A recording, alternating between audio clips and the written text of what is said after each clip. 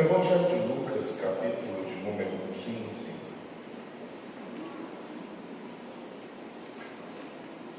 Se todos nós cantássemos este hino como uma oração, como seria? É o hino da mamãe, assim, eu sempre gosto de ouvir. E é melhor servir a Deus mesmo chorando que uma aparente alegria no mundo, por fora da presença de Deus. O Evangelho de Lucas, no capítulo 15, a partir do versículo de número 11, é um texto que é conhecido da igreja e de muitos que, mesmo não fazendo parte dela, mas que em algum momento já presenciou algum culto, deve conhecer esse texto. A Bíblia diz, em Lucas 15, 11 a seguir: E disse, um certo homem tinha 2 filhos, e o mais moço deles disse ao pai: Pai, dá-me a parte da fazenda que me pertence. E ele repartiu por eles a fazenda. E poucos dias depois, o filho mais novo, ajuntando tudo, partiu para uma terra longínqua. E ali desperdiçou a sua fazenda, vivendo dissolutamente. E havendo ele gastado tudo, houve naquela terra uma grande fome. E começou a padecer necessidades. E foi, e chegou-se a um dos cidadãos daquela terra, o qual mandou para os seus campos apacentar porcos.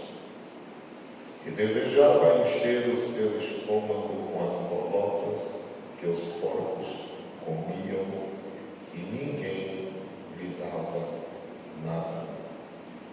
E caindo em si, disse: Quantos trabalhadores de meu pai têm abundância de pão, e eu aqui padeço de fome. Levantar-me-ei e irei ter com meu pai, e dir-lhe: Pai, pequei contra o céu e perante ti. Já não sou digno de ser chamado teu filho. Faze-me como um dos teus trabalhadores. E levantando-se foi para seu pai, e quando ainda estava longe, viu seu pai, e se moveu de íntima compaixão, e correndo lançou-se-lhe ao pescoço e o beijou. E o filho lhe disse: Pai, pequei contra o céu e perante ti, e já não sou digno de ser chamado teu filho. Amém. Igreja do Senhor nosso Deus e amigos que aqui estão, às vezes nós olhamos para esse texto e sempre nós queremos nos lembrar de pessoas que um dia já estiveram na casa do Senhor, mas que hoje já não está. Olhando para esse texto, nós lembramos do filho que abandonou a casa do pai e foi-se, até que um dia se arrependeu e decidiu voltar. Mas quando eu olho para esse texto, eu não vejo apenas aquele filho ou uma pessoa que distancia-se da casa de Deus, da presença do Senhor. Mas eu vejo exatamente a prodigalidade da humanidade. Olhando para esse texto, eu vejo o mundo, o ser humano como um todo. Não apenas uma pessoa ou uma situação particular. Porque aqui eu vejo a história da humanidade com o seu Deus, com o Criador de todas as coisas. E é por esse motivo que nesta noite eu quero meditar com os irmãos, baseado nesse texto, subordinando a esse tema, fases na vida do filho pródigo. Fases na vida do filho pródigo. Todos os irmãos e amigos sabem que a nossa vida existem várias fases. E se a gente desse oportunidade, certamente muitas pessoas teriam como pontuar algumas fases, alguns momentos que passaram na vida. Principalmente, claro, aqueles mais fortes, aqueles que marcaram, aqueles que fizeram separação entre um acontecimento e outro que ocorreu na nossa vida. E diante deles, muitos nós marcaríamos. Mas eu acredito que, em verdade, quem encontrou-se com Cristo, nenhuma das outras fases são para se comparar com um encontro verdadeiro com Cristo. Eu não estou dizendo de frequentar uma igreja apenas. Eu não estou falando de frequentar um segmento religioso. Eu estou falando de encontrar-se com Jesus Cristo de Nazaré de verdade.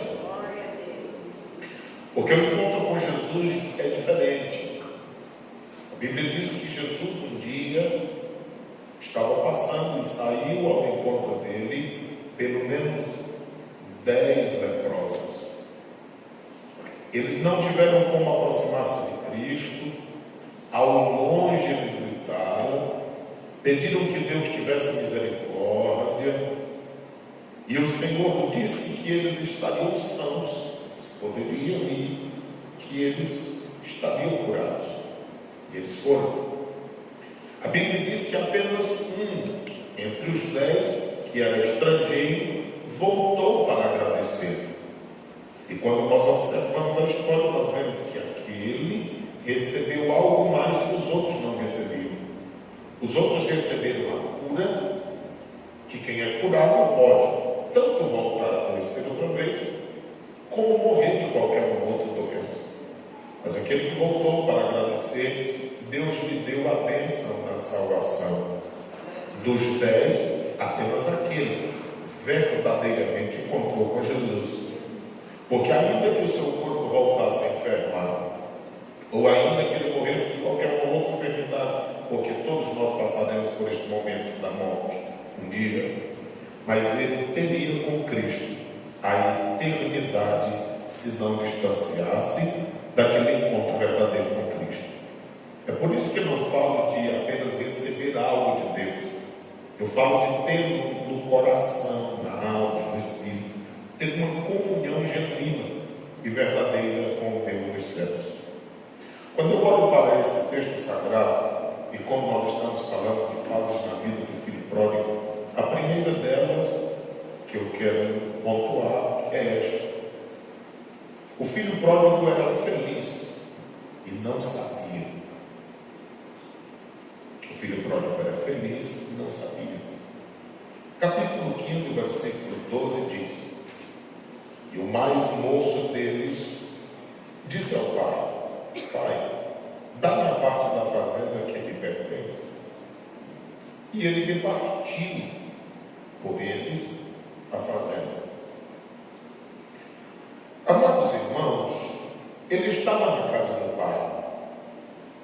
Ele tinha tudo o que ele quisesse ter, e inclusive a presença do pai e da família. Ele estava em casa. Mas por incrível que pareça, há pessoas que estão bem, e é por isso que eu estou dizendo que olho para esse texto e vejo a humanidade, porque lá no princípio também era assim. Onde estava Adão e Eva? No jardim. Como se não bastasse, eles recebiam diariamente a presença do Senhor Deus, que pela viração do dia, no entardecer, os visitavam, conversavam com eles.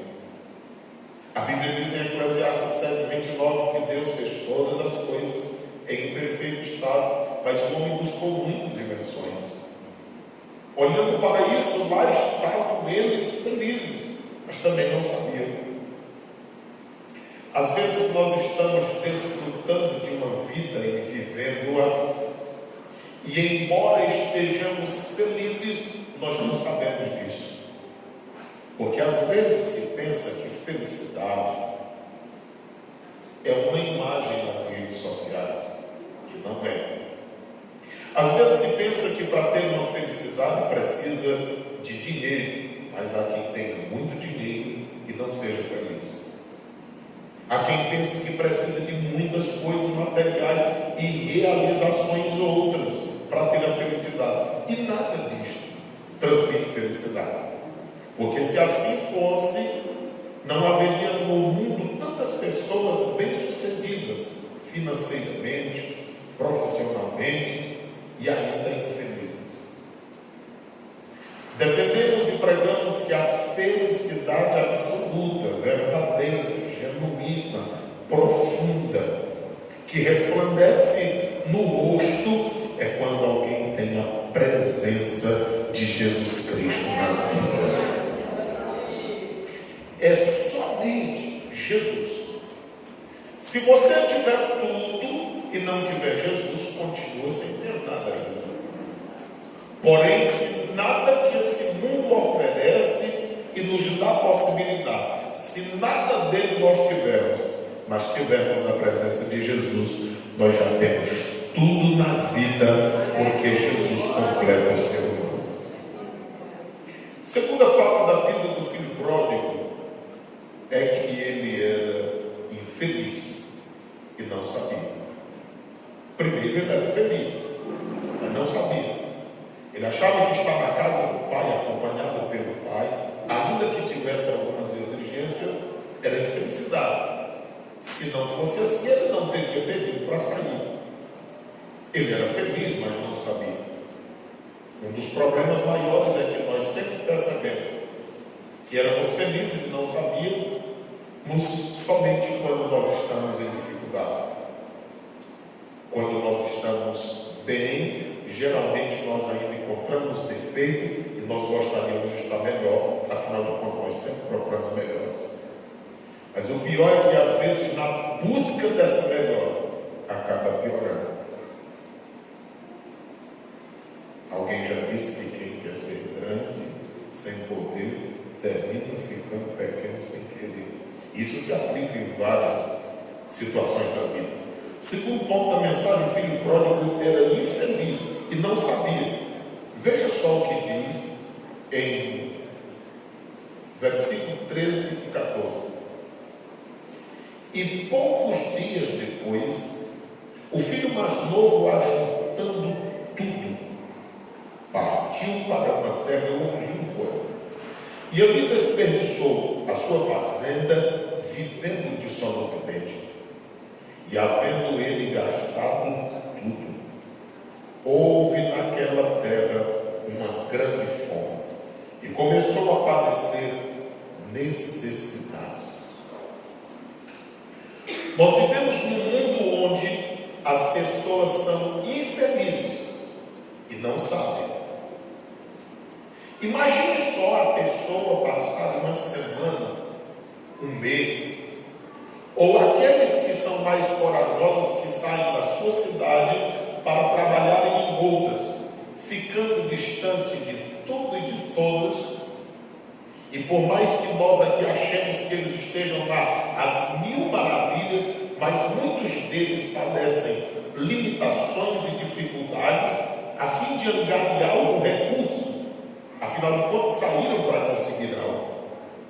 E como eu já vi muito isso, às vezes eles chegam em casa, fecham até a rua, a quadra onde moram, pagam bebida para todo mundo, faz churrasco para todo mundo, e é aquela festa, entre aspas.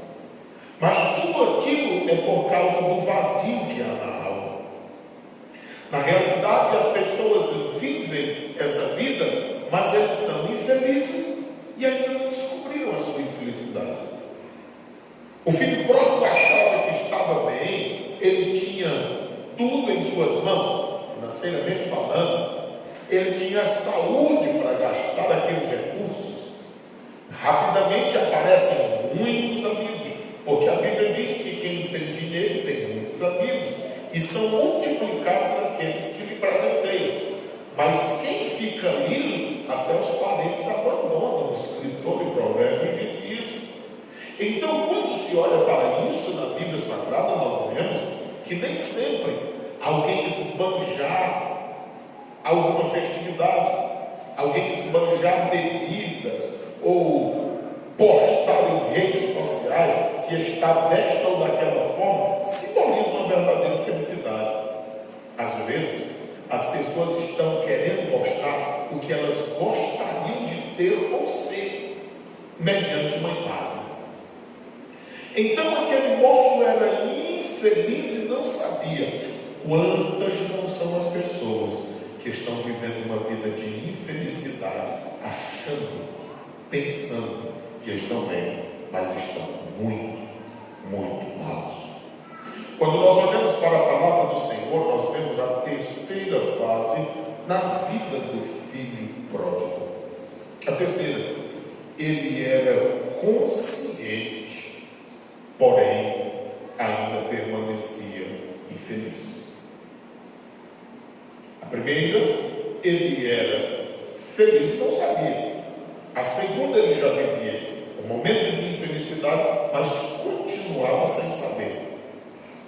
Agora a sua consciência começa a chegar, mas a felicidade não chegou. Ele ainda permanecia infeliz. Capítulo de número 15, versículo de número 15 a 16. Olha o que diz o texto. E foi. E chegou-se a um dos cidadãos daquela terra, o qual mandou para os seus campos apacentar porcos. E desejava encher o seu estômago com as bolotas que os porcos comiam, e ninguém lhe dava nada. Agora imagine uma pessoa, porque veja só como é a nossa vida. Às vezes nós não estamos mal, mas só porque descemos um pouco do padrão em que nós vivíamos, a gente acha ruim. Por exemplo, quem nunca teve um carro? Ele andar a pé, para ele não é muita dificuldade. Mas a pessoa que já teve um carro, de repente tem que andar a pé, ele já pensa logo, o que vão dizer? A pessoa não tinha nenhum recurso, e de repente as pessoas veem como uma pessoa simples, para ele é muito natural. Mas de repente uma pessoa tem fazendas, comércios, casas, e de repente as pessoas o veem sem nenhum recurso. Tem deles que a pressão é tão grande que não suportam, termina tirando a própria vida. Ainda que ninguém deste lugar conhecesse o moço, mas ele chegou mostrando uma coisona. Mas os seus recursos foram embora logo muito rápido. A Bíblia Sagrada diz que ele estava procurando pelo menos um emprego para sobreviver, porque tudo já se tinha ido embora, inclusive os amigos, entre aspas. Irmãos e amigos que nos ouvem esta noite, tenha cuidado com as pseudas ou chamadas amizades que você acha que tem. O amigo verdadeiro é Jesus Cristo de Nazaré. Porque quando todas as pessoas abandonam, quando ninguém mais tem uma saída, Jesus chega e diz: eu estou aqui, eu te tomo pela tua mão direita e digo: não temas, porque eu sou contigo. Lembre dos momentos de dificuldades, dos problemas, de todas as dificuldades que você já passou, ainda que ninguém tivesse te assistindo, mas o Senhor estava lá contigo. E quando você saiu de todas elas, quantos de nós não nos questionamos dizendo: como foi que eu passei por isso? Como foi que eu enfrentei aquilo? Como foi que eu não desesperei nesta ou naquela situação? Nós não estávamos só. A presença de Cristo foi quem nos fez atravessar e nos deu vitória. Seja na nossa vida espiritual, seja na nossa vida familiar, seja na vida profissional. Irmãos, nós só estamos aqui, nós só somos alguma coisa, nós só temos algo, porque o Senhor é o nosso ajudador, com Ele tudo, sem Ele nada, é Ele que nos dá vitória, e nós somos convictos disso. Quando nós continuamos olhando para a palavra de Deus, nós vemos que ele estava consciente, ele já tinha consciência, mas ele continuava infeliz. Porque consciência não tira de felicidade. Alguém sabe. E sabe às vezes os motivos, o porquê e as decisões erradas que tomou, mas não tem ânimo nem força para tomar a decisão certa. Embora saiba qual seja ela. A quarta fase da vida do filho pródigo. Ele conscientemente estava arrependido. Conscientemente estava arrependido. Capítulo 15, versículo 17 a 19. Olha o que diz a Bíblia. E caindo em si. Olha a consciência. Irmãos, olha, tem muita coisa que acontece na vida. Tem muita história que você vê e ouve, que você fica pensando, mas como pode? Será que as pessoas não veem isso? Será que elas não acordam para isso? Imagine quantas pessoas você já tentou livrá-los do abismo, orientando, mostrando, dizendo, e você não vê só você avisando, você vê outro avisando, outro testemunhando, e as pessoas vão vendo, de forma que várias pessoas conseguem ver a mesma história, de vários anos diferentes, mas a pessoa que vive aquela situação não consegue ver. Aí a gente se questiona, será que é eu que estou doido? Ou é eles? Como é isso? Quantas vezes eu já não me peguei pensando estas coisas? Mas é que quando o ser humano está fora da presença de Deus, quando o ser humano não deixa ser guiado por Deus, quando o ser humano não tem a luz da palavra de Deus, olha o que o salmista diz: lâmpada para os meus pés é a tua palavra, mas também ela é luz para o meu caminho. Um ser humano que anda sem palavra de Deus, ele anda em densas trevas, ele anda em escuridão, mas Jesus disse: eu sou a luz do mundo, quem me segue não anda em trevas, mas já tem a luz da vida. Quando ele começou a pregar o evangelho nas terras de Zebulon, estavam pessoas ali que estavam em grande aflição, em dessas trevas, mas a Bíblia diz: raiou uma grande luz. O que era? Era Jesus Cristo de Nazaré chegando com o evangelho de nosso Senhor Jesus Cristo e falando o que pode mudar vidas. Somente o evangelho pode mudar vidas. Não existe nenhuma outra decisão, nenhum outro segmento. Não tem como você se associar a qualquer que seja o que você quer se associar para obter luz na vida. É só Jesus Cristo de Nazaré, a palavra de Deus e o Espírito de Deus que pode nos dar força e luz para a nossa vida e a nossa alma. A Bíblia diz em Lucas 15:17 que ele caiu em si e diz: quantos trabalhadores de meu pai têm abundância de pão? Eles não só tinham pão, mas tinham pão abundantemente, era bastante. E eu aqui padeço de fome. Irmãos, todas as vezes que descemos degraus na nossa vida, a gente começa a perceber a altura que nós estávamos e não percebíamos. O mundo pode não reconhecer isso, mas nós não podemos deixar de reconhecer isso. Porque às vezes o mundo pode olhar para nós e dizer assim: essa vidinha aí, eles vão para o trabalho, para a igreja, alguns vão para a escola, aí voltam de novo para casa. A casa, o trabalho, a escola, a igreja e voltam para casa. Mas isso é para o mundo. Porque quem está no mundo, ele precisa de muita coisa para lutar, para preencher o vazio que há na alma. Quem tem Cristo, tudo já tem. Então a gente está em casa, diz: é o melhor lugar para eu estar, porque Jesus está na minha casa. Vai para a igreja e diz: oh, aqui é que é bom, porque aqui Deus fala comigo, meu pai, meus irmãos, minha família está aqui. A gente vai para o trabalho e vê pessoas tristes, mas a gente não entende, a gente está feliz. O que acontece? Um chora do lado, reclama do outro, e eu às vezes tenho os mesmos problemas, mas eu estou feliz e estou dizendo para ele: Jesus salva, Jesus transforma, Jesus muda. Aí vai para a escola e vê as pessoas preocupadas em passar de ano, e a gente está pensando que daqui a pouco a gente vai passar desta vida para outra. Não é só uma passagem de ano, mas é uma passagem de vida, e uma vida eterna com o nosso Senhor Jesus Cristo. Amados irmãos, é maravilha servir a Deus. Se as pessoas do mundo não veem isso, mas nós precisamos ver. É uma maravilha. Quem é crente aqui que acha bom que é ser crente? Que não conseguir sentir esse gozo é porque alguma coisa aconteceu na vida.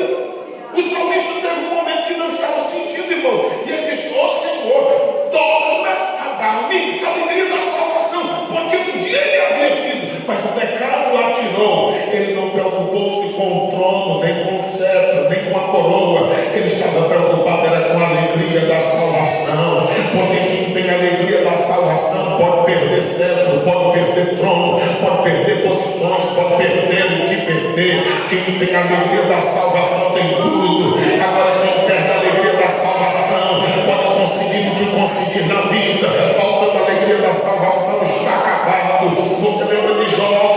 Aparentemente Jó havia perdido tudo, e todos estão esperando que Jó diga uma besteira. Ele diz: foi Deus quem deu, foi Deus quem tirou também. Bendito seja o nome do Senhor. Prostrado adorou os deuses dos céus, e ainda disse mais: se Deus quiser me matar, ele me mata, mas eu continuarei esperando nele. Depois ele diz assim: eu queria um livro de pedra e uma caneta de ferro, coleta de chumbo, para dizer: eu sei que o meu Redentor vive e que por fim se levantará sobre a terra. A melhor coisa desta vida é servir a Deus.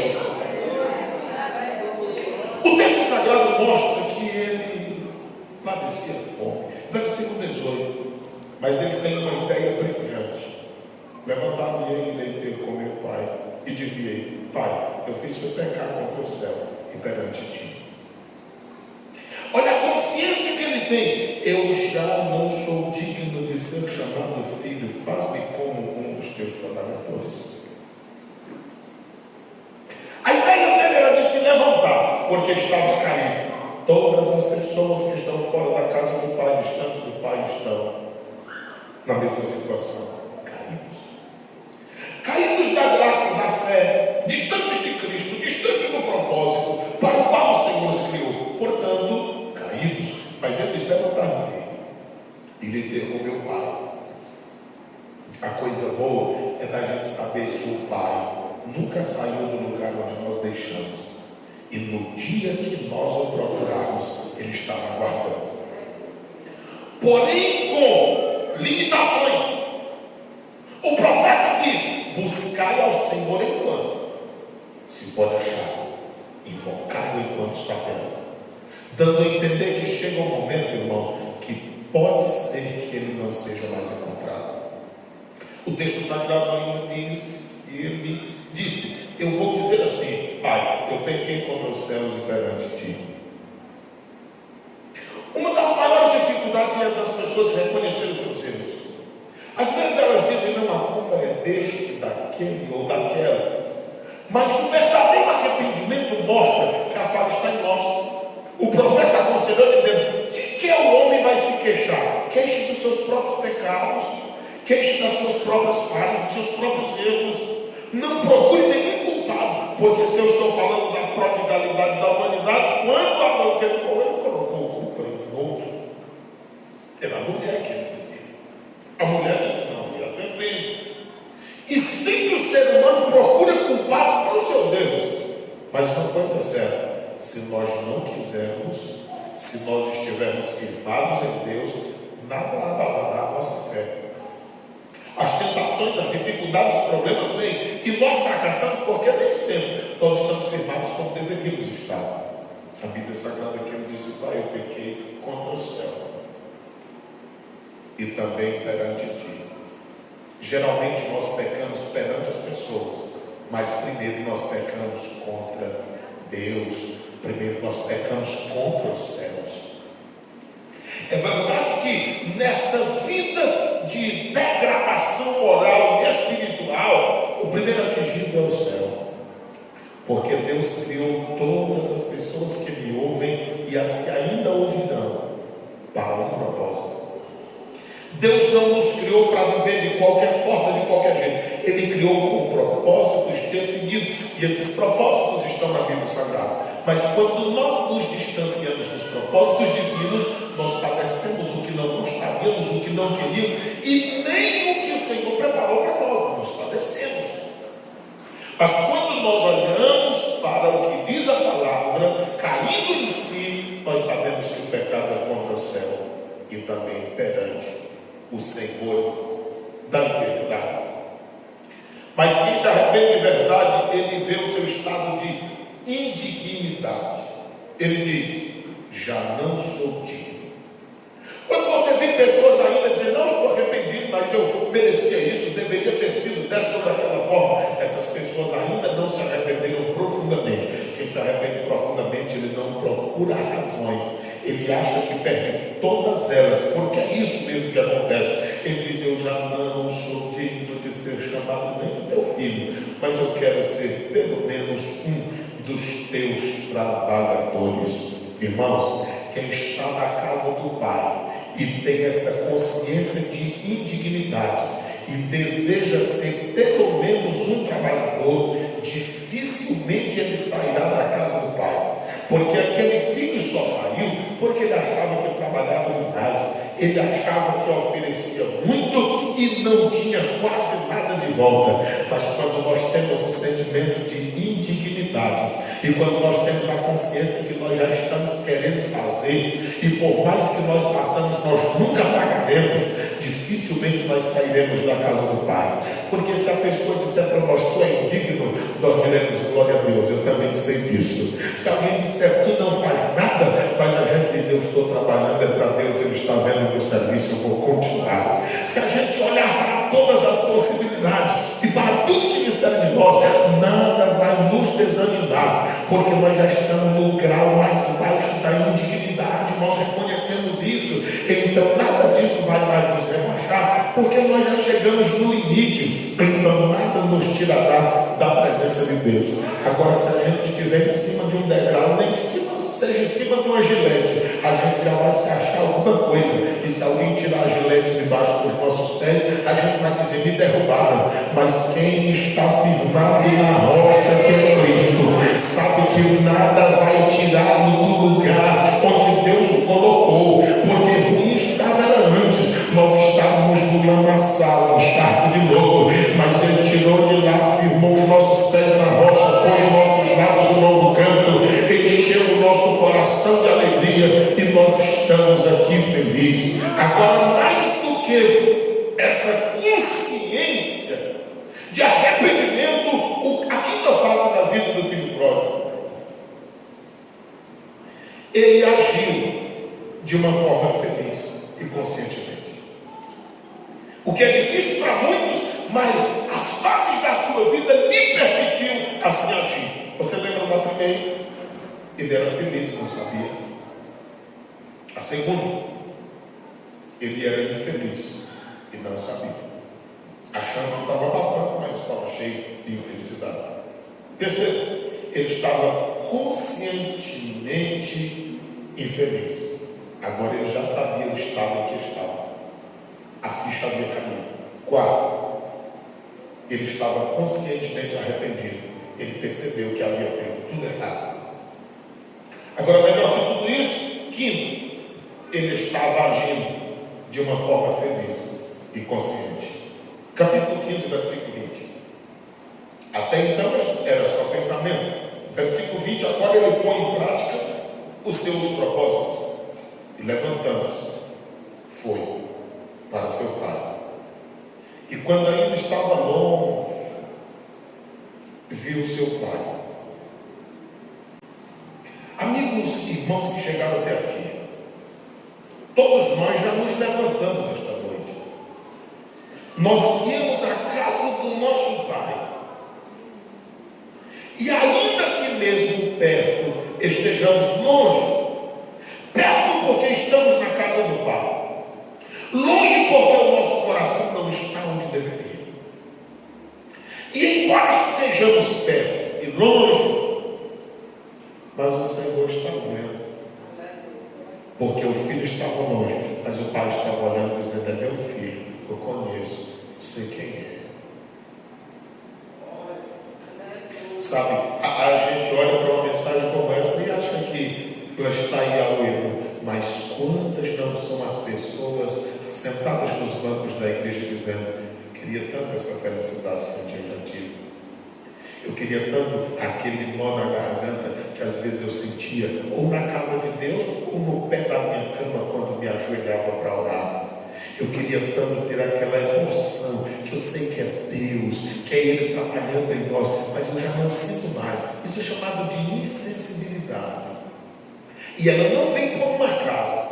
Às vezes os problemas da vida, as dificuldades vão nos sufocando. Às vezes o pecado também vai tirando. E por mais que nós queremos mostrar alguma coisa às pessoas, nós sabemos que aqui dentro está o vazio que Deus vê e que nós somos conscientes de que Ele há. E para isso precisa coragem para passar por cima de tudo isso. O texto sagrado diz que ao longe viu seu pai e se moveu de íntima compaixão. As pessoas podem ter algum sentimento com relação a nós. Íntima compaixão é só Deus. E em quem Deus quiser gerar por nós. Porque íntima compaixão é colocar-se no lugar de. E lembre-se, Deus sempre que nos olha arrependido, Ele tem íntima compaixão. Porque Jesus já veio a essa terra e como homem viveu. A Bíblia diz que Ele foi tentado tudo sem pecado. Porque qual é a outra ação do pecado na vida do ser humano? Quando a pessoa é levada a pecar, aí ela diz assim: eu sei que não mereço, estou arrebentado, eu não tenho coragem nem de ler a Bíblia e nem de orar ao Pai. Mas aí quem se volta para Deus, saiba que Deus se coloca no seu lugar, porque Ele sente de nós íntima compaixão. E o texto diz: e correndo, lançou-se ao seu pescoço e o beijou. O desejo do pai era tão grande de encontrar com o filho, que ele não tem paciência de esperá-lo chegar. Você já saiu de casa e já veio até aqui. Se você se arrepende profundamente, o pai já vai ao teu encontro, te encontrar, te abraçar, beijando, reconhecendo como filho. 21. E o filho lhe disse: pai, eu pequei contra o céu e perante ti, já não sou digno de ser chamado o teu filho. Que consciência feliz esse homem age.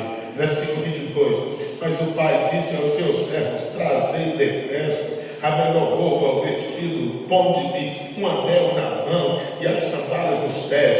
Ele não foi dizer: tu errou, cabra ruim, tu fez isso aqui errado. Parece que Deus não está nem ouvindo o que Ele está dizendo. O filho está dizendo: eu pequei contra o céu, eu pequei contra ti. E Ele está falando é com o trabalhador: trabalhadores, vamos comemorar, tragam tudo. É como se Ele não estivesse nem olhando para o que estamos dizendo, porque o que Ele vê é o nosso coração. As palavras são manifestações do que está no coração. Ele não queria bater em quem estava precisando, Ele queria socorrer e festejar pelo retorno. Ele não queria humilhar e nem desprezar, Ele queria receber e dar um lugar em que Ele havia deixado por livre e espontânea vontade. Sabe o que é isso? É Deus mostrando que Ele nunca tem culpa. Somos nós culpados de sairmos, de andarmos por onde quisermos andar, mas Ele sempre estará no mesmo lugar. E no dia que nós decidirmos, Ele vai dizer: eu vou ao teu encontro, eu te abraço, te beijo, te recebo. E aí uma festa no céu por um pecador que se arrepende. Quem entende essa palavra, diga amém. Amém. Aonde está uma pessoa para Cristo nessa noite? Que deseja se arrepender, voltar-se a Deus e ficar aos pés de Cristo. Porque é só Ele quem pode perdoar pecado. É só Ele quem pode mudar a nossa vida. É somente Ele que faz o que ninguém mais pode fazer. É só Ele que age. Ontem deixou sua casa e saiu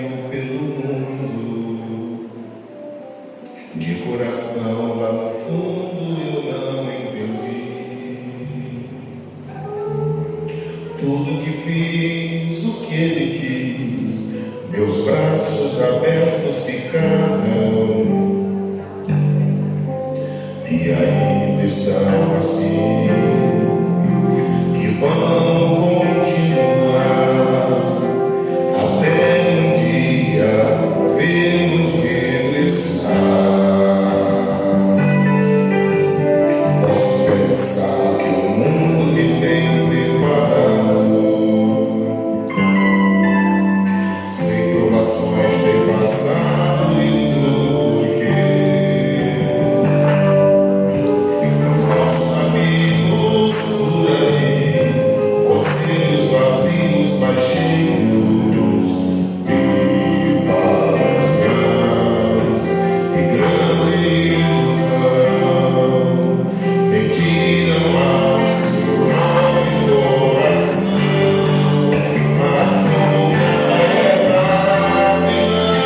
Sai da escuridão, há novo dia, nova manhã. Na mesma casa tem portas abertas, pessoas certas, amigos e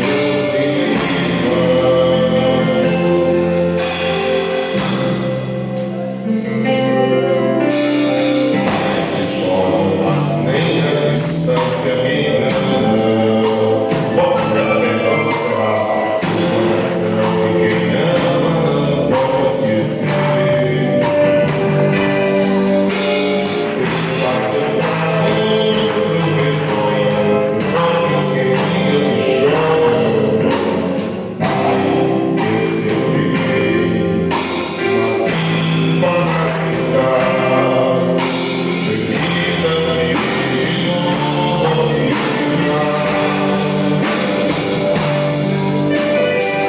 só lamento que onde passei via muitos filhos sem cor, sem terno e carinhos de amor. Que Senhor, tristeza não, nos mostrem um bom caminho para renascer, um novo proceder, a paz perfeita e bela sai da escuridão, a novo dia.